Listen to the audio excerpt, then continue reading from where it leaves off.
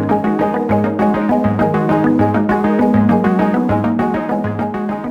guys, welcome back to the channel. So today I'm going to be going over how much my tiny home on wheels actually cost.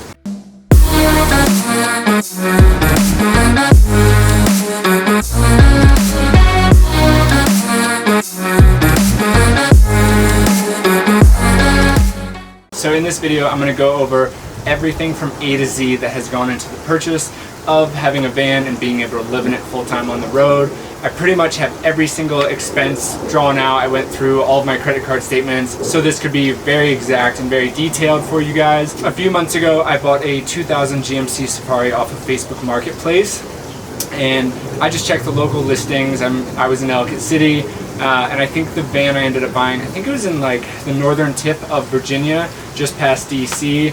Right off the bat, I kind of want to just dive in and give you guys the full number of how much the tiny home on wheels cost, and then I'm going to deep dive into it just so you guys don't have to wait until the end of the video to find out how much. So all things considered, including a few hiccups on the first road trip we did in the van, everything came out to pretty much exactly $3,500 for the van, the bed, everything that goes into it. I think for people that buy a van, there's a few options initially to go with when purchasing a van and planning on living in the van full time. Things that extend from you can buy a piece of crap like I did and know that there's going to be some mechanical issues and just some other issues you're going to have to fix and deal with. And then you could get something like an RV or a pickup truck that has an RV attachment, or you can get something like a Sprinter van. There's a wide variety of factors, and I think to each person it is different based on their needs and wants. I would love to have a Sprinter van and have a kitchen, have a place to work, all the electrical and stuff like that. I think the main thing for me was my life has changed so fast over the last 5 years with photography, filmmaking, and now things like COVID and stuff like that. There's just things changing so fast. I do quite a bit of international travel as well, so I didn't want to spend, all of my money or take out a loan when I might also be traveling internationally. So yeah, depending on which kind of way you go, if you just get kind of like a minivan or something like that, you can go for something extremely cheap and then convert it yourself, up to a Sprinter or an RV, which could cost you anywhere from $40,000 up towards of $100,000, depending on the rig you get. So, like I said, things just change really fast for me. So for me, the best option was to just buy a van. Bree and I bought a van in South America. It was a Ford Freestar minivan. We bought it for I think $2,000 already converted, so it was really nice. But the current van, the GMC Safari, all things told, was $3,500. But yeah, so let's break down what that cost actually entails. So like I said, I went through my credit card statements and kind of listed all of this out. I had a rough idea in my head of what all this amounted to, but just for the purposes of this video, I want it to be exact. Anyone looking to buy a van can kind of use this as a model if they would like. So I found the GMC Safari off Facebook Marketplace, and it was listed for $1,500. I bought it for $1,200. Everything checked out. It was definitely a piece of crap. It was super dirty on the interior, and the exterior was completely scratched up. But for $1,200, I didn't really care, to be completely honest. And I knew the inside I was going to gut the floors and the carpet and seats and all that stuff. So I wasn't really worried about how dirty it was. So I'm just going to list through my expenses. And then I can talk about each one. So the van shell, I bought for $1,200. I bought 6 months of insurance, which was $269. I spent $223 at the MVA on registration and plates. $84 at Ace Hardware, $313 at Home Depot, $99 on a full synthetic oil change, $39 at Home Depot, $18 for Advanced Auto Parts, $139 for a flat tire we got, $85 to tow the van for that flat tire, $400 for brakes, rotors, and a new left ball joint, $200 for the floors, $69 for the bed, and between a bunch of Target, Walmart, and Amazon stops, that was about $188, and those were just kind of for things used for the van. And then I added a miscellaneous category for $173, and that just rounds it up perfectly to $3,500.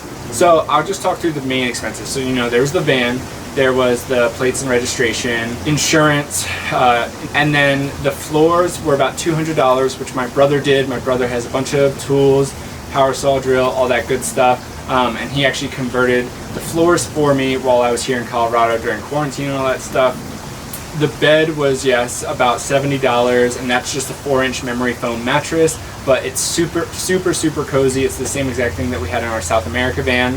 And honestly, I would say those are the big expenses. The first road trip we did in the van was 2 weeks from Baltimore to Denver, which is where we currently are. And literally day one, we have a video on it, but we got a flat tire, and we had to tow the van from Walmart where we slept. So that put us back a few hundred. And then about a week later, we were feeling some issues with the brakes. Normally, you know, I've had a handful of like kind of old cars, so I knew that this car was old, it was year 2000, so it's gonna have some issues. But the brakes were like kind of past that point. It was like I knew it was something that had to get fixed, so we got it checked out at a spot in West Virginia for new brake pads, new rotors, and a left ball joint. It was $400. I was expecting way more, so I was actually really happy with that. And now the van runs incredible. It's definitely an old car, but for everything we need it for, it's great. The van has a bed, essentially queen size. It's in between a queen and a double. It has tons of storage, it has cabinets, it has a bunch of little storage areas. We just got a Yeti, so that'll be kind of like our fridge from now on. We've got the, you know, cooking stove that we take, and like kind of an area for pantry, all that stuff. You know, it's not luxurious by any means, but it is everything that we need, and it gets the job done for living on the road for cheap. Gas fill up is anywhere from $30 to $60, depending on the price and where we fill it up.